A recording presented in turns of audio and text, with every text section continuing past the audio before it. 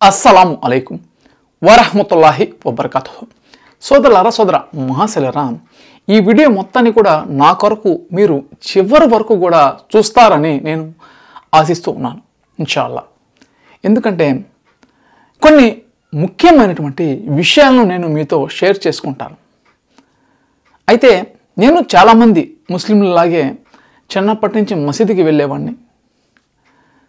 ఇస్లాం అంటే అల్లా అంటే ఒక దేవుడు, ఇస్లాం అంటే టోపీ, ఇస్లాం అంటే గడ్డం, ఇస్లాం అంటే సమాధి పూజ, ఇస్లాం అంటే తాయెత్తు, ఇస్లాంలో చేతబళ్ళు ఉన్నాయి, దయ్యాలు అంటే శైతాన్లు ఉన్నాయి అనేలాగా నేను నమ్మేవాడిని. ఇలాగే జీవితం అనేది గడిచింది. అయితే ఇస్లాం అంటే ఇవన్నీ కాదు. ఇస్లాం అంటే ఖురాన్లో మనకి ఇస్లాం అంటే ఏమిటో మనకు తెలుస్తుంది. ఇస్లాం అంటే ఒకే ఒక దేవుడు ఉన్నాడు, ఆయన భూమి ఆకాశాలను సృష్టించాడు. ఇస్లాంలో దయ్యాలు లేవు, భూతాలు లేవు, శైతాన్లు లేవు, చేతబడి లేదు, సమాధి పూజ లేదు, టోపీ లేదు. ఇస్లాం ఎలా తెలుసుకోవాలంటే ఖురాన్ చదివి తెలుసుకోవాలి. ఖురాన్ చదివితేనే మనకి ఇస్లాం అంటే ఏమిటో తెలుస్తూ ఉంది అని నేను తెలుసుకున్నాను. నేను తెలుసుకొని ఎంతోమందికి దాదాపు ఒక 1500 వీడియోలు, ఇస్లాం వీడియోలు, అనేక వేల ఖురాన్లు నేను ఎంతోమందికి ఇవ్వడం అనేది జరిగింది. ఖురాన్ సందేశం అనేది ఎంతోమందికి ఇవ్వడం అనేది జరిగింది. మన ఖురాన్ సందేశాన్ని ఎంతోమంది విని చేతబడి లేదని ఎంతోమంది ప్రశాంతంగా బ్రతికారు. దయ్యాలు లేవు, భూతాలు లేవు, తాయిత్ అనేది మూఢనమ్మకం అని ఎంతోమంది ప్రశాంతంగా బ్రతికారు. దేవుడి పేరుతో ఎంతోమంది ఎన్నో రకాల ఆరాధనలు పెట్టి ఖురాన్లో లేనివి పెడితే అవి కూడా లేవంటే ఎంతోమంది హాయిగా జీవితాన్ని గడుపుతూ ఉన్నారు, ప్రశాంతంగా గడుపుతూ ఉన్నారు. ఇది మీరు గడుపుతున్నారు. దీనికోసం నేను ఎంతో కష్టపడ్డాను. రాత్రనక పొగులనక ఎన్నో వేల హదీసులు, ఖురాన్ వాక్యాలు చదివాను. రాత్రనక పొగులనక మీకోసం ఎంతో ఖర్చు పెట్టాను. కొన్ని లక్షలు ఖర్చు పెట్టి కంప్యూటర్లు కొన్నాను. ఒక స్టూడియో సెటప్ అనేది చేశాను. నా జీవితం మొత్తాన్ని దారిపోసాను. రాత్రనక పొగులనక కష్టపడే వీడియోలు అనేది నేను తీశాను, ఎన్నో తీశాను. యూట్యూబ్ ద్వారా మనకి ₹1 అనేది రాదు. రానప్పటికీ కూడా ఎంతో కష్టపడి రూపాయి లేకపోయినా కానీ కష్టపడి వీడియోలు తీస్తూనే ఉన్నాను. ఎప్పుడు కూడా కాంప్రమైజ్ అనేది కాలేదు. ఎంతోమంది పోలీస్ స్టేషన్లలో కేసులు పెట్టారు, అయినా భయపడలేదు.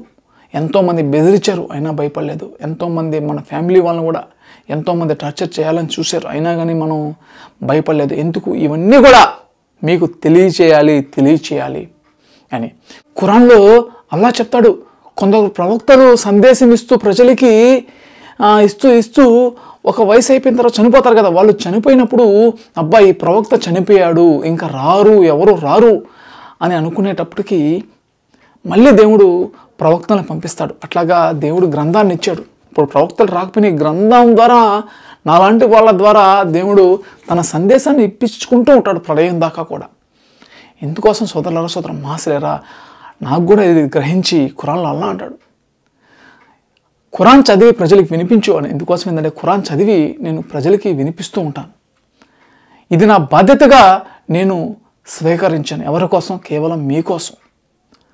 నేను ఆనందంగా వేరే పని చేసుకుంటే నాకు ఎంతో డబ్బులు అనేది వస్తాయి.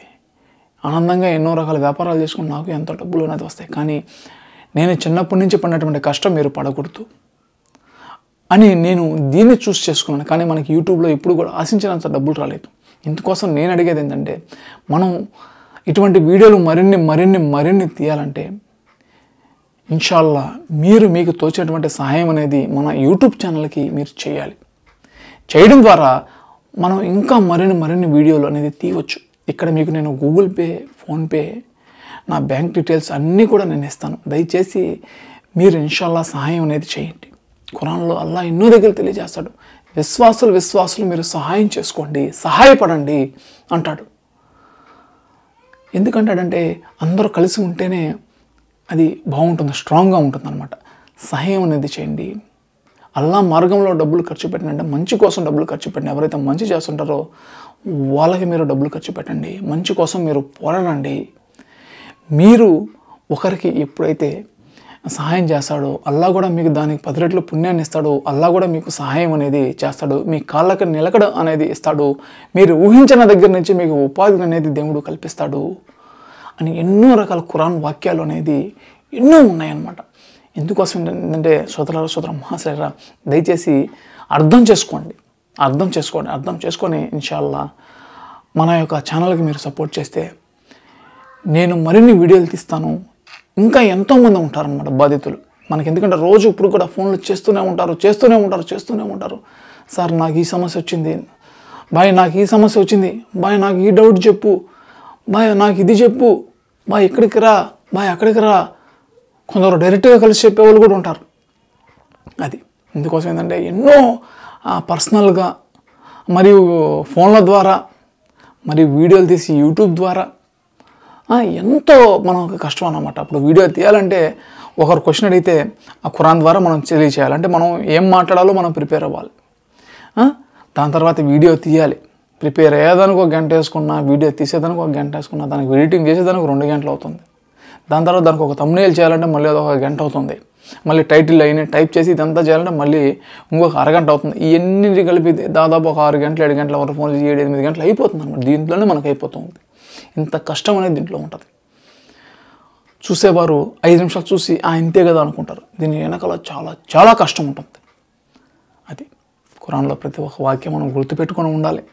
ఒకప్పుడు కొందరు నిద్రపోతుంటే కూడా ఫోన్ చేస్తారు, వాళ్ళకి కూడా మనం చెప్పాలి. ఏ రోజు కూడా ఒకరు ఫోన్ చేస్తే నేను మీకు చెప్పను, ప్రతి ఒక్కరితో కూడా మాట్లాడతాను. అది ప్రతి ఒక్కరు కూడా మన సమస్యలు తెలియజేస్తాం. నేను చేసేటటువంటి మంచి పనిలో మీరు కూడా పుణ్యాన్ని పాల్పంచుకున్నట్లు అవుతారు. అది సోదర మహాశయ, ఇది బాగా అర్థం చేసుకొని మీరు దయచేసి ఇన్షాల్లా దేవుడిచ్చిన దాంట్లో మీ దగ్గర ఉంటే మీరు ఖచ్చితంగా మీరు సహాయం చేయండి. ఇతను సహాయం చేయడం ద్వారా నా ఆస్తి ఏమీ పోదు, ఇతను సహాయం చేయడం ద్వారా నాకు ఏ కష్టం రాదు, నేను ఏమీ కోల్పోను అనే విధంగా ఎవరికైతే మంచి పుణ్యం చేయాలి అనేటటువంటి మనస్తత్వం అనేది ఉంటుందో వాళ్ళు దయచేసి సహాయం చేస్తే నేను ఇంకొక 10 మందికి కూడా సహాయం చేస్తాను మీ ద్వారా. ఇది సోదర మహాశైలరా, నేను ఎంతోమందికి వేల ఖురాన్లు పంచినా, అది నేను పంచినా అది మీ ద్వారా పంచినట్టే. ఆ పుణ్యం మీకు కూడా వస్తుంది. నేను ఎన్నో వీడియోలు తీసినా దీనికి ఎవరైతే సహకరించారో వాళ్ళకి కూడా పుణ్యం అనేది వస్తుంది. ఇది ఎవరు కూడా దయచేసి మర్చిపోవద్దు సోదర మహాశైలరా. ఇదంతా చెప్దాం అనేటటువంటి ఉద్దేశంతో నేను మీకు ఇదంతా కూడా వివరణాత్మకంగా ఇదంతా కూడా తీసి మీకు చెప్తూ ఉన్నాను. ఇది అర్థం చేసుకోండి సోదర మహాశైలరా.